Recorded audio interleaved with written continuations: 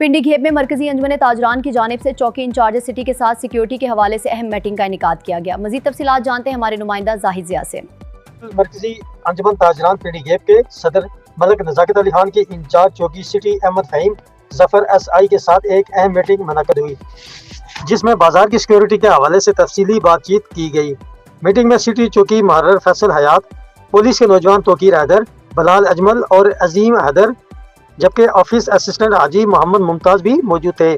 Meeting کے دوران چوکی incharge Ahmad Faheem Zafar S I نے ہدایت جاری کی کہ عید الفطر کی آمد کے موقع پر بازار میں رش بڑھ جاتا ہے، لہذا سیکیورٹی کے فل پروف انتظامات کیے جائیں گے۔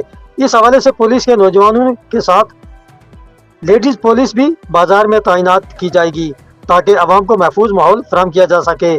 مرکزی صدر ملک نزاکت علی نے بھی اس موقع پر اعلان کیا کہ رات کے اوقات کے ساتھ ساتھ کل سے ہر چوک پر انجمن تاجران کا ایک گارڈ تعینات کیا جائے گا۔ مزید یہ کہ کل سے پنڈی گھیب بازار میں رکشوں، موٹر سائیکلوں اور گاڑیوں کے داخلے پر مکمل پابندی عائد ہوگی۔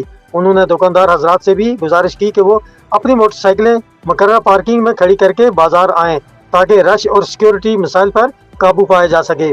میٹنگ کے اختتام پر اس عزم کا اعادہ کیا گیا کہ پولیس اور تاجر برادری باہمی تعاون سے عید کے موقع پر امن و امان کو یقینی بنائیں گے اور عوام کے جان و مال کا تحفظ ہر صورت یقینی بنایا جائے گا۔